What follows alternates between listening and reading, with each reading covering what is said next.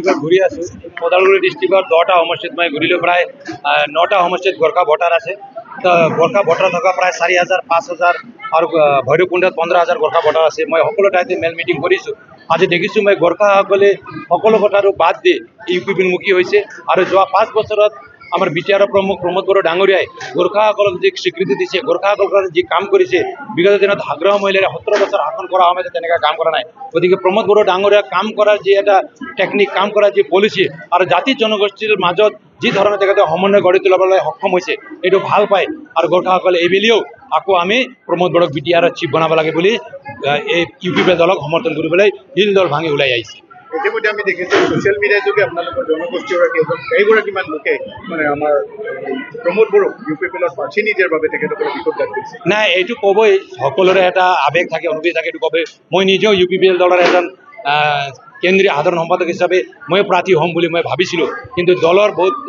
মানে সমীকৰণটো মিলাব লগা আছে যি সমীকৰণ মিলাবলৈ গৈ দলে গোৰ্খাৰ পৰা তেনেকুৱা প্ৰতিনিধি দিব পৰা নাই মাত্ৰ গোৰ্খা মাত্ৰ নহয় আন জনগোষ্ঠীকো আমি একমডেশ্যন দিব পৰা নাই যিসকল জনগোষ্ঠীক আমি একমডেশ্যন দিব পৰা নাই যি জনগোষ্ঠীক আমি কেণ্ডিডেট দিব পৰা নাই নিশ্চয় তেখেতসকলক আমাৰ BTC একটৰ মানে যি নিয়ম আছে এই নিয়মৰ মতে তেখেতসকলক মনোনীত কৰি লৈ আহিম আৰু তেখেতে কৈছে বিশেষকৈ আমাৰ প্ৰমোদ বড়ো ডাঙৰীয়াই আমাৰ জাতীয় সংগঠনৰ লগত মেল মিটিং কৰি তেখেতে কৈছে গোৰ্খাসকলক এইবাৰ মনোনীত সদস্য কৰি আমি EM ৰূপে আমি বনাম গতিকে গোৰ্খাসকলৰ কাৰণে মই কাম কৰিম ভৱিষ্যতে বুলি তেখেতে এটা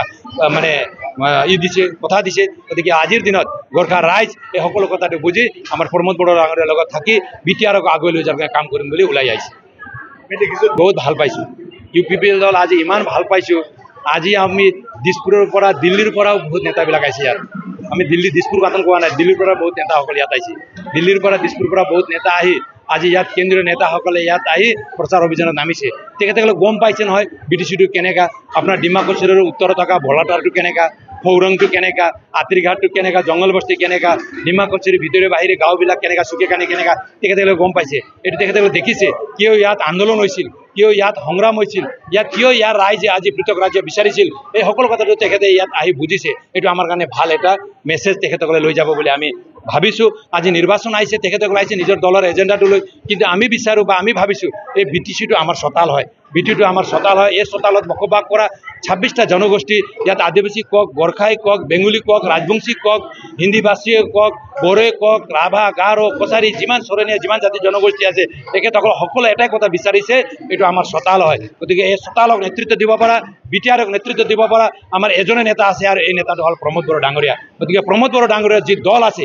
প্ৰমোদ বড়ো ডাঙৰীয়াৰ নেতৃত্ব দিয়া যি দল আছে ইউপিপিএল দল আজি সেই ইউপিপিএল দলত জাতি জনগোষ্ঠী ধৰ্ম বৰ্ণ নিৰ্বিশেষে সকলোৱে ওলাই আহি এই দলত কাম কৰিছে গতিকে এই দলক সমৰ্থন দি এই দলৰ এইবাৰ অকলে চৰকাৰ মেজিক নাম্বাৰটো অকলে যিমান মানে চৰকাৰ বনোৱাৰ কাৰণে যিমান আমাক পৰীক্ষা লাগে এই পৰীক্ষাটো যাতে সকলো ইউপিপিএল দলে জিকি আহে তাৰ কাৰণে মানে আমাৰ জনগোষ্ঠীয় মানে সংগঠনে কাম কৰি আছে আৰু জনগোষ্ঠীয় নেতাসকলে আমাক সমৰ্থন দিছে আৰু ৰাইজে আমাক সমৰ্থন দিছে গতিকে মই ক'ব বিচাৰোঁ আজি যিমান দল ইয়াত নাহক কিয় বা BPF যিমান দামবালি মাৰি কথা নকওঁ কিয় আজিৰ দিনত প্ৰমোদ বড়োই ইয়াৰ বিটিআৰৰ চিফ হ'ব আৰু প্ৰমোদ বড়ো ডাঙৰীয়াৰ নেতৃত্ব দিয়া যি দল আছে ইউপিপিএল দলে অকলে মানে মেজিক নাম্বাৰটো লৈ আহি চৰকাৰ বনাব এইটো প্ৰায় নিশ্চিত হৈ পৰিছে আমি দেখিছোঁ অসম বিধানসভাৰ অধ্যক্ষ বিশ্বজিৎ দৈমাৰে ইতিমধ্যে কৈছে BTCত বহু লেটাৰ আছে আৰু সেইবিলাক চাফাই কৰি তেখেত CM হ'ব কোনে কৈছে কোনে কোৱা নাই মই নাজানো তেখেতে কি কৈছে কোৱা নাই নাজানো তেখেতৰ মানে দলীয় কৰ্মীসকলে কি কৈছে কি কোৱা নাই জানো কিন্তু আমি তেখেতক সন্মান জনাওঁ তেখেতক শ্ৰদ্ধা কৰোঁ আমাৰ এৰিয়াৰে তেখেত এজন চিনিয়ৰ এজন মানে সংগ্ৰামী সতীৰ্থ হয় সংগ্ৰামী নেতা হয় ৰাজনীতিক এজন নেতা হয় আজি অসম বিধানসভাৰ তেখেত এজন অধ্যক্ষ হয় গতিকে তেখেতক আমাৰ শ্ৰদ্ধা আছে আমি তেখেতক প্ৰণাম জনাওঁ ভক্তি কৰোঁ কিন্তু ৰাজনীতিৰ ক্ষেত্ৰত বেলেগ ৰাজনীতিৰ ক্ষেত্ৰত আজিৰ দিনত মই ভাবোঁ তেখেতে ইমান ভাল খেলাড়ী হোৱা নাই আজিৰ দিনত ৰাজনীতি তেখেতে ইমান ভাল খেলাড়ী হোৱা নাই কিন্তু ইয়াত বিটিআৰ ৰাইজে সকলোৱে বুজিছে তেখেতে কি চিন্তা লৈ আগবাঢ়িছে আৰু প্ৰমোদ বড়ো ডাঙৰীয়াই কি চিন্তা লৈ আগবাঢ়িছে প্ৰমোদ বড়োই বিটিআৰৰ 35 লক্ষ জনসাধাৰণৰ কাম কৰাৰ কাৰণে চিন্তা কৰি আগবাঢ়িছে আৰু তেখেতে ৰাজগতিটো লৈ যদি আগবাঢ়িছে এইটো তেখেতৰ কথা নিশ্চয় ৰাইজে বুজিব আৰু ৰাইজে নিশ্চয় মানে 22 তাৰিখৰ দিনাখন ইয়াৰ উচিত মানে শিক্ষা দিব বা উচিত মানে পদক্ষেপ ল'ব বুলি মই ভাবিছোঁ